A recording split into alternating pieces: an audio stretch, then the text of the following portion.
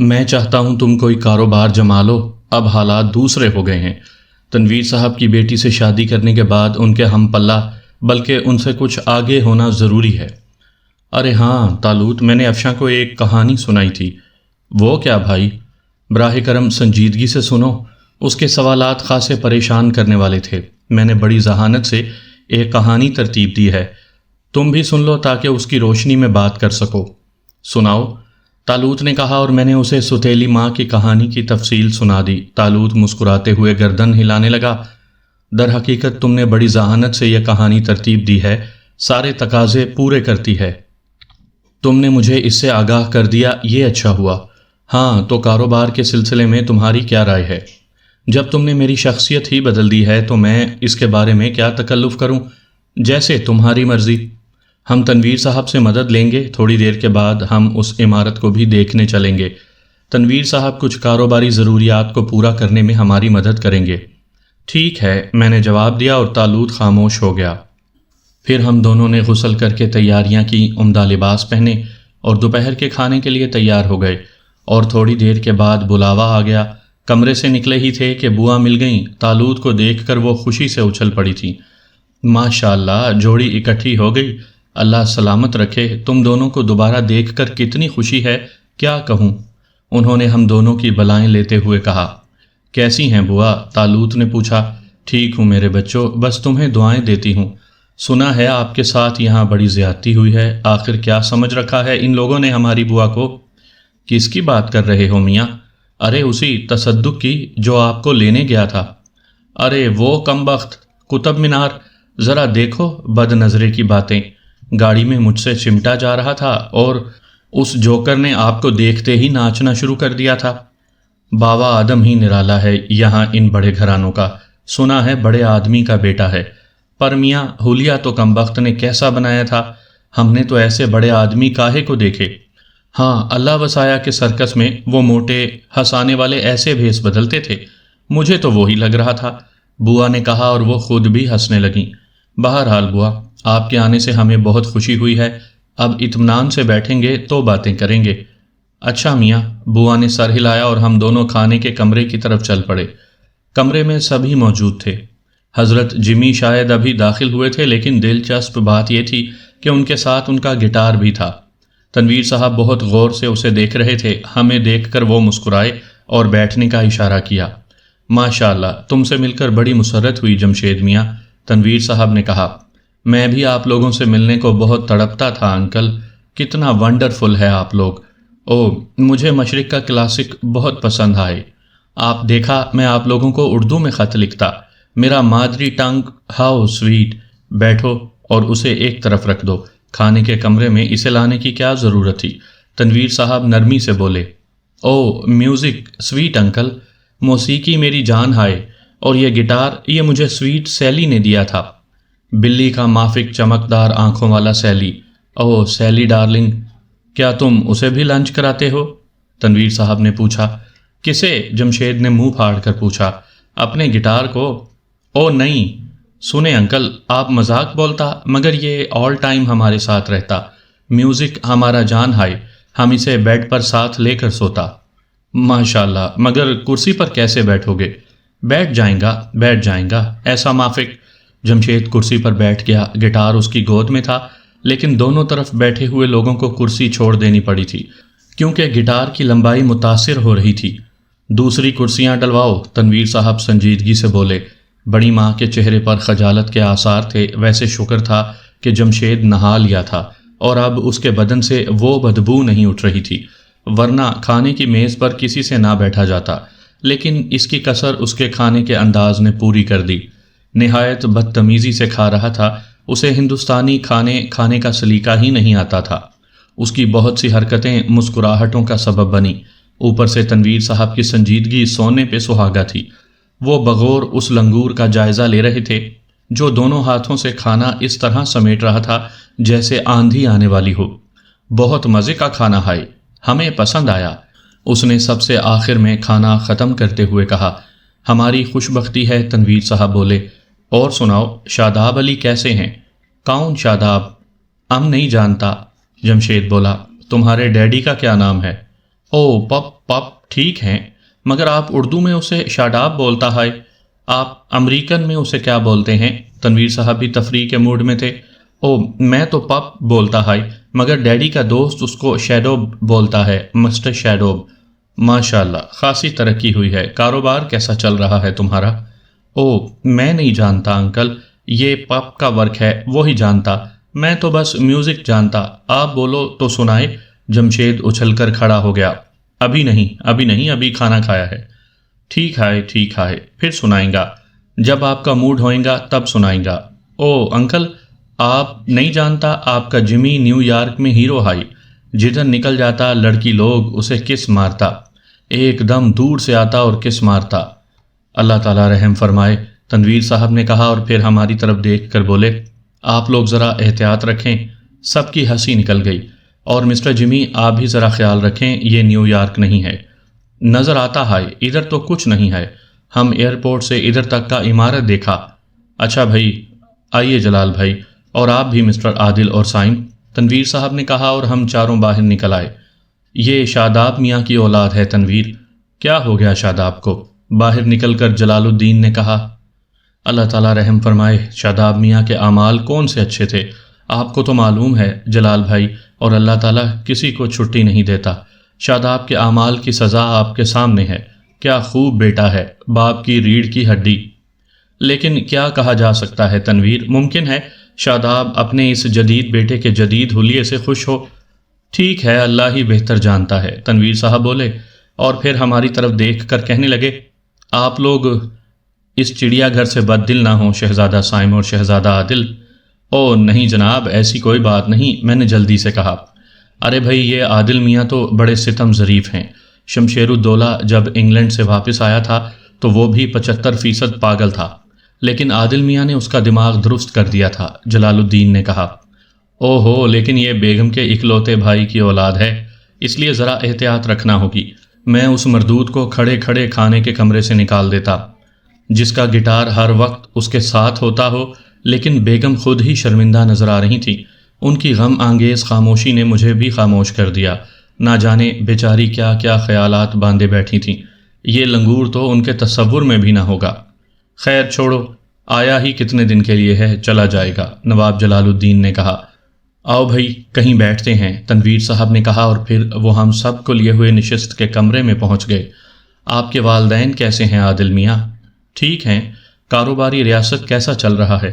بالکل ٹھیک، طالوت نے جواب دیا، اور پھر بولا، مجھے آپ سے کچھ ضروری گفتگو کرنی ہے انکل۔ ہاں بیٹے ضرور، کیا بات ہے؟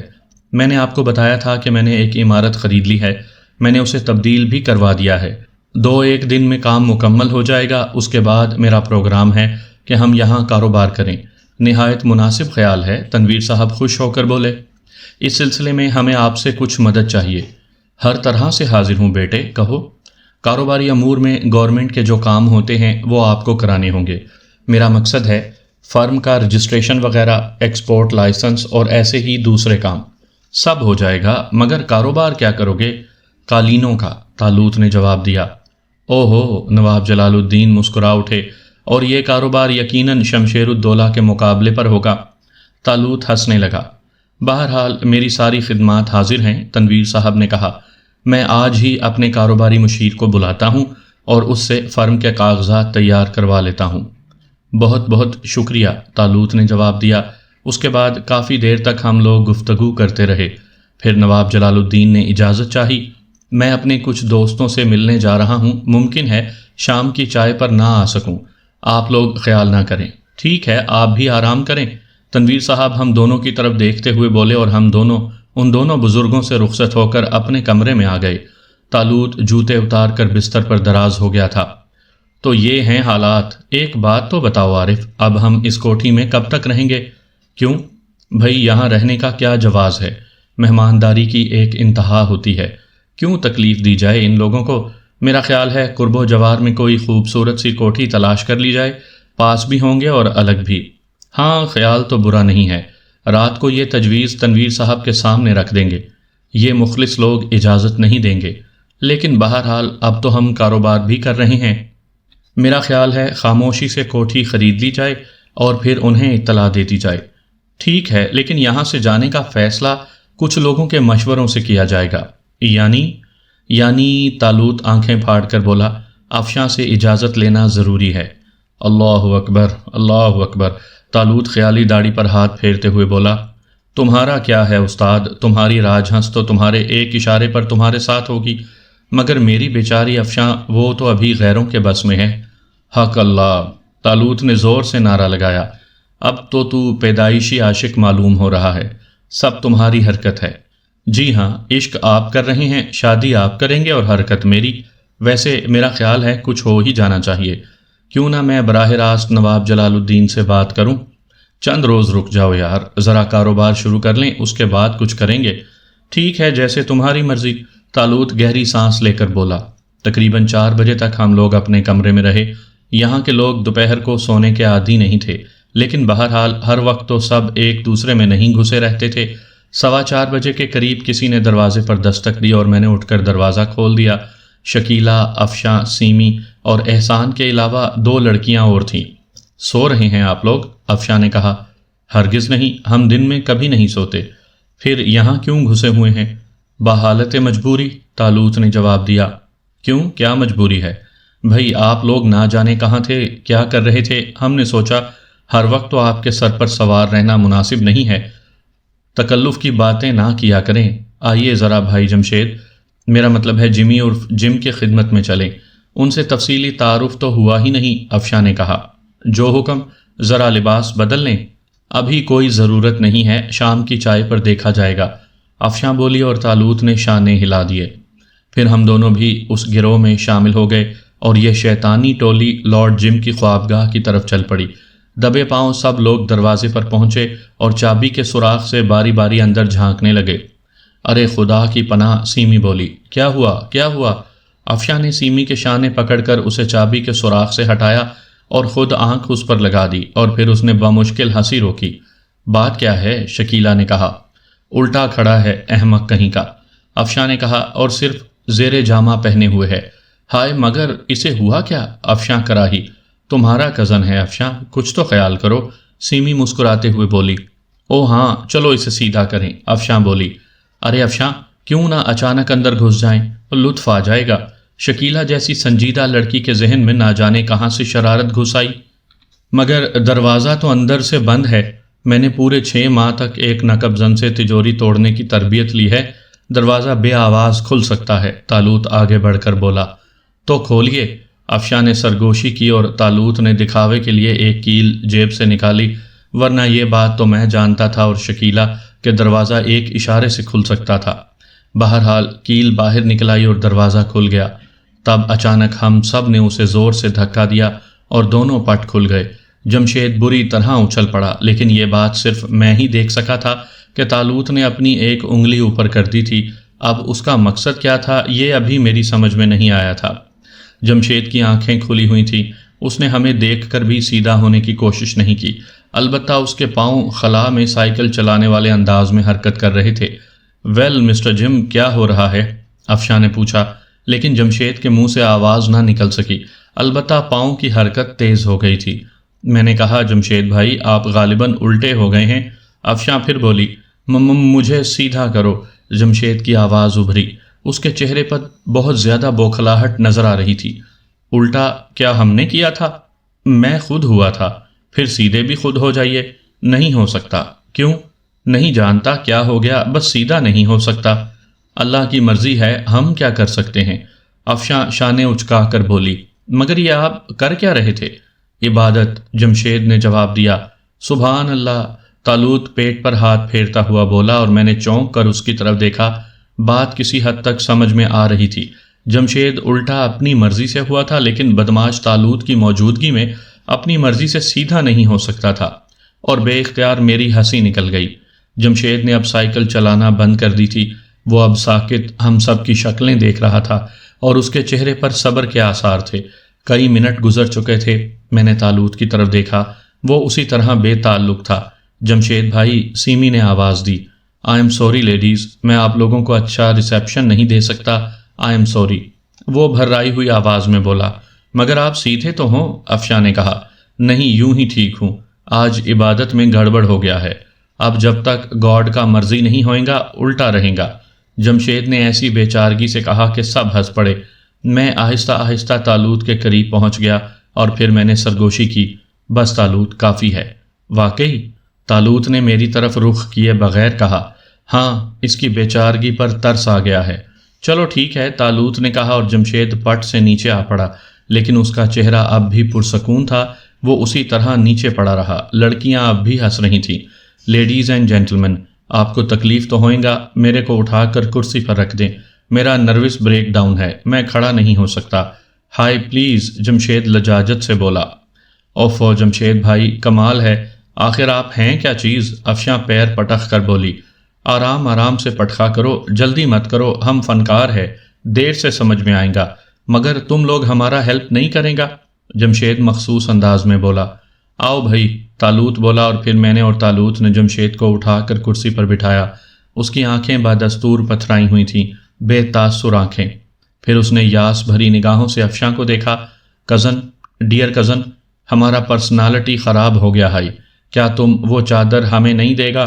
اس نے بستر پر پڑی چادر کی طرف اشارہ کیا اور افشاں نے چادر اس کے بدن پر ڈال دی۔ مگر یہ کون سی عبادت تھی مسٹر جمشید؟ سیمی نے پوچھا۔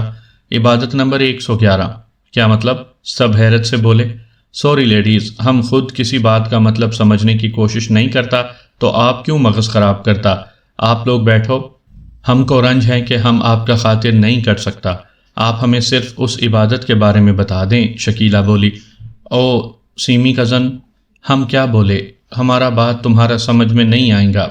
بس ہم جو کچھ کرتا خواب دیکھ کر کرتا۔ ایک رات ہم ڈنر میں گیا، ادھر چکن فرسٹ کلاس پکا، ہم اتنا کھایا کہ پیٹ خراب ہو گیا۔ تب ہم رات کو خواب دیکھا، ایک بوڑھا مین بولتا کہ عبادت کرو، ہم بولا کیسے، تو اس نے ایسا مافک کیا، تب ہمارا پیٹ ٹھیک ہو گیا۔ ادھر رات کو ڈنر بہت اچھا تھا، ہم کھایا اور پھر پیٹ خراب ہو گیا، تب ہم عبادت کیا۔ ابھی ٹھیک ہے، جمشید نے پیٹ پر ہاتھ پھیرتے ہوئے کہا، اور لڑکیاں بے اختیار کہے لگانے لگیں، گویا جمشید پیٹ ٹھیک کرنے کے لیے عبادت کر رہا تھا۔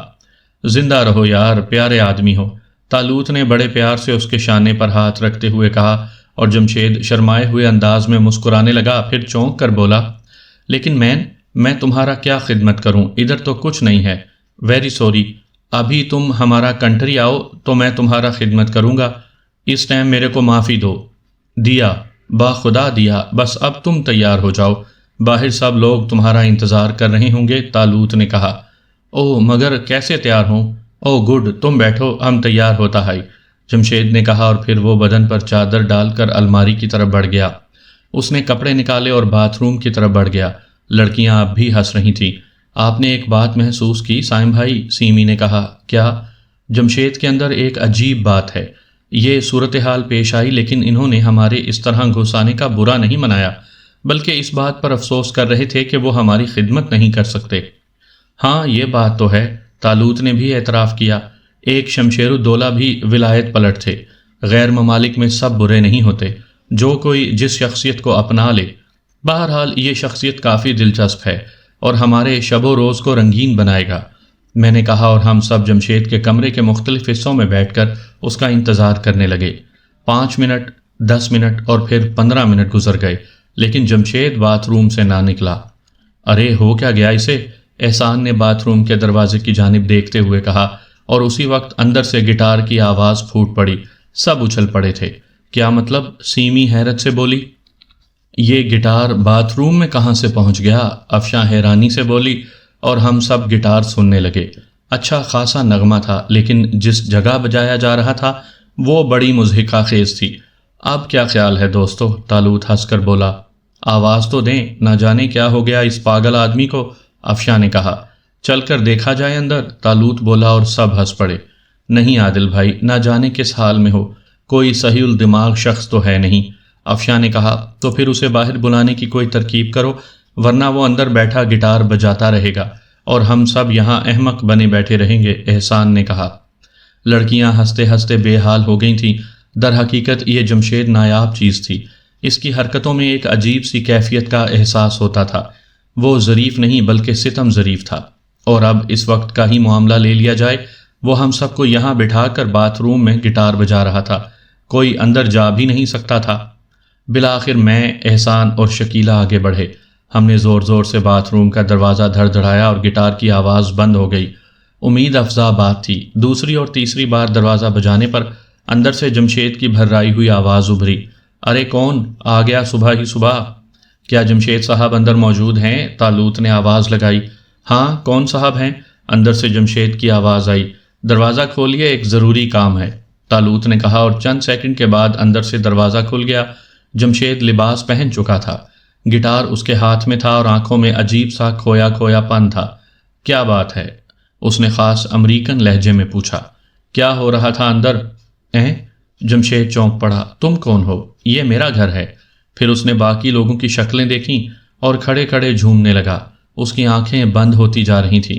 پھر وہ لہرا کر گرنے ہی والا تھا کہ سیمی، احسان اور طالوت نے اسے جلدی سے سنبھال لیا۔ گٹار جمشید کے ہاتھ سے لے لیا گیا اور ہم سب اسے باہر لائے۔ یہ کیا ہو گیا؟ افشاں کی سرسراتی آواز ابھری۔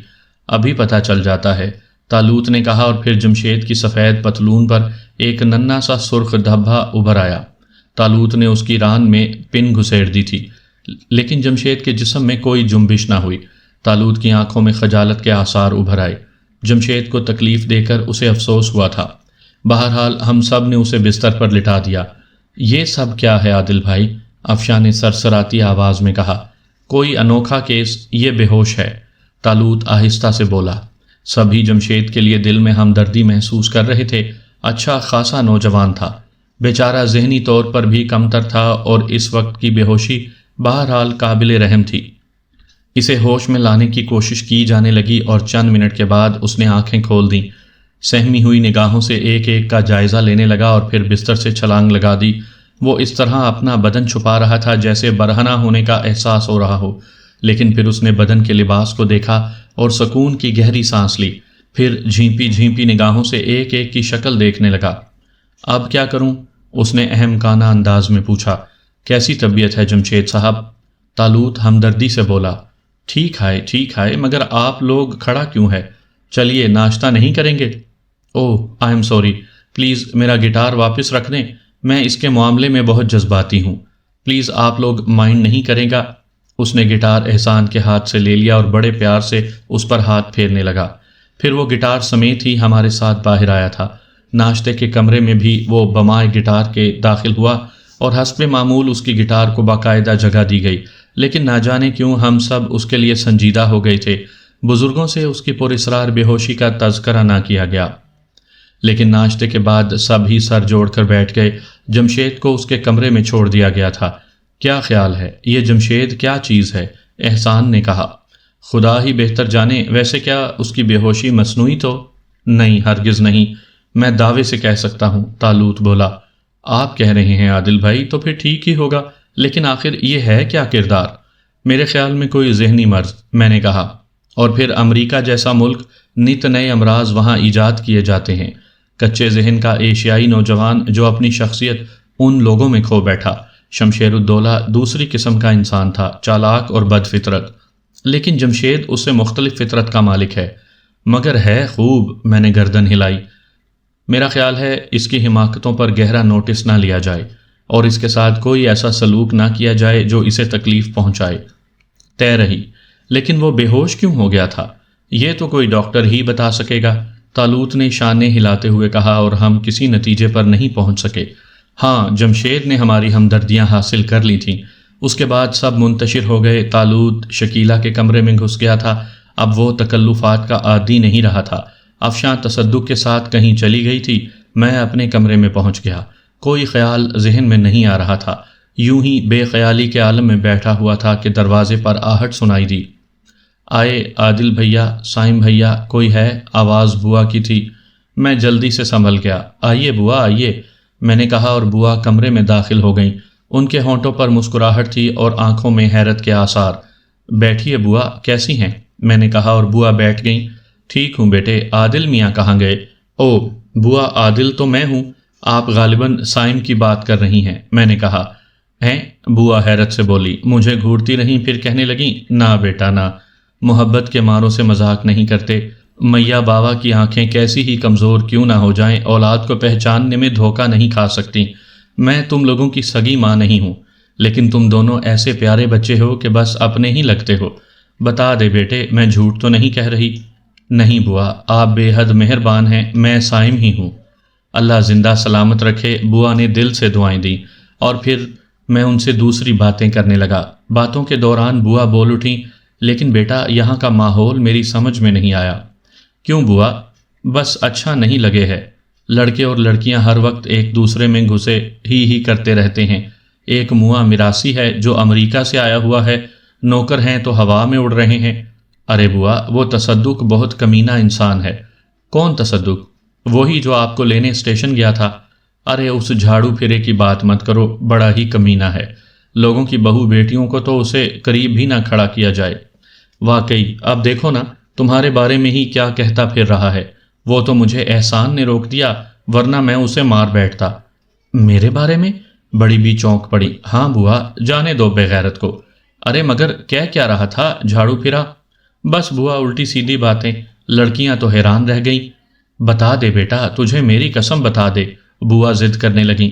بس یہی اسٹیشن سے آنے کی باتیں کر رہا تھا، کہنے لگا خود تو بار بار میری ران میں نوچ نوچ کر مجھے متوجہ کر رہی تھی، میں نے توجہ نہیں دی تو بگڑنے لگیں۔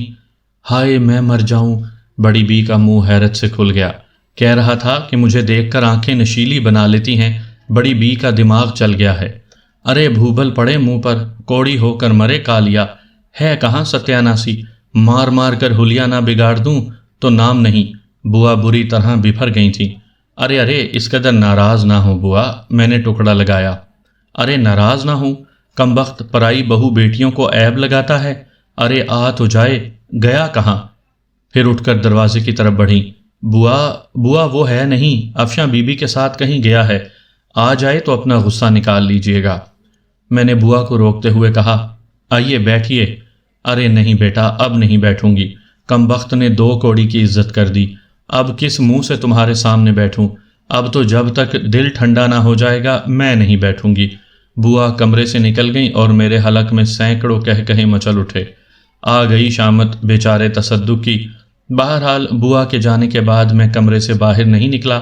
کسی کو اس شرارت کے بارے میں بتانا مناسب نہیں تھا، لیکن تقریباً پونے گھنٹے کے بعد کا ہنگامہ ایسا نہیں تھا کہ میں کمرے میں گھسا رہتا۔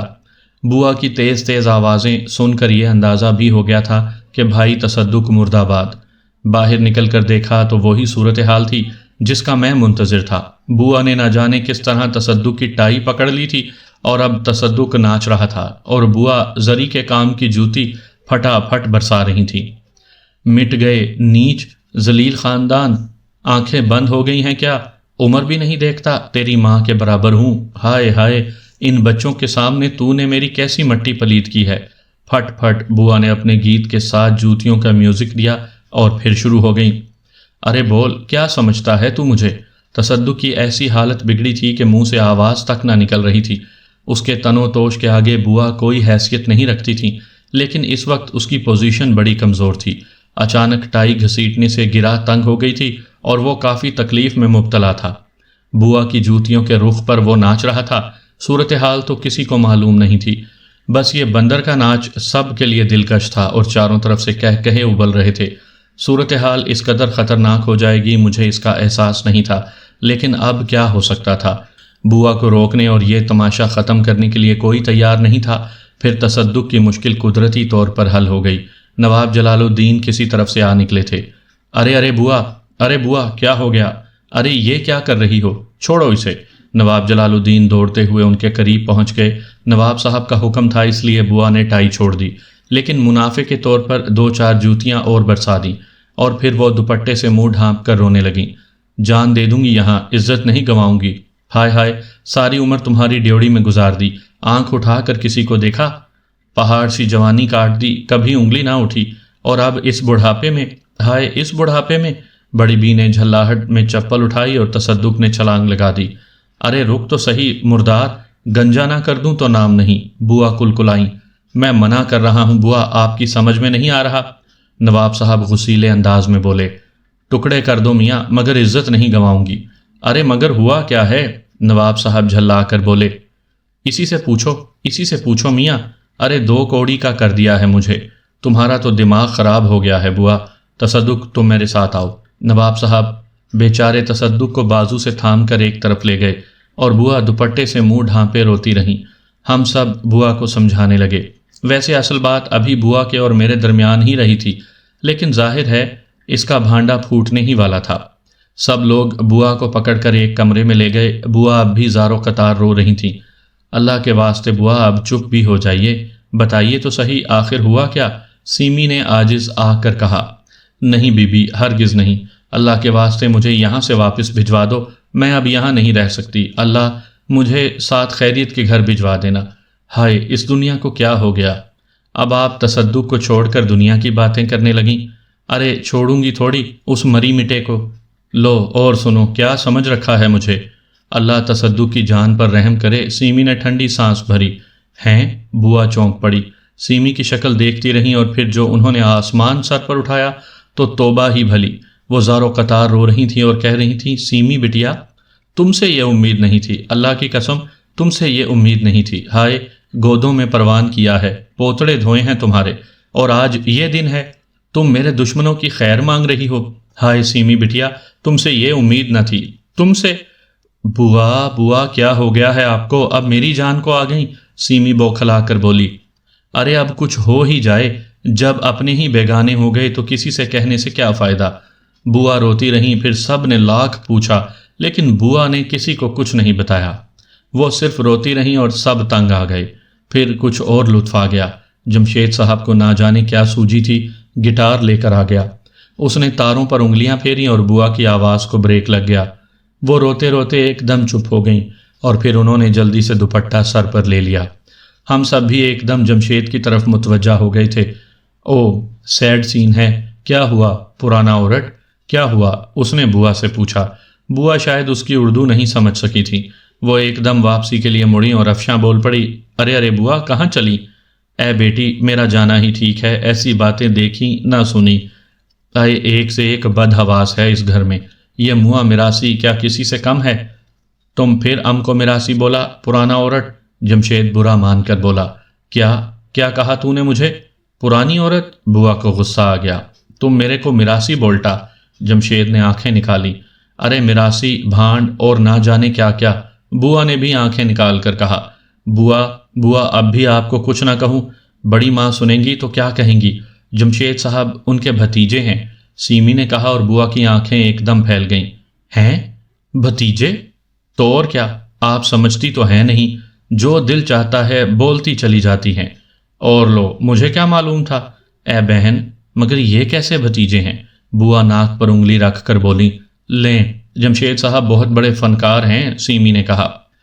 خدا لگتی کہوں بابا، برا مانو چاہے بھلا، آنکھیں اس لونڈے کی بھی اچھی نہیں ہیں، بوا نے کہا۔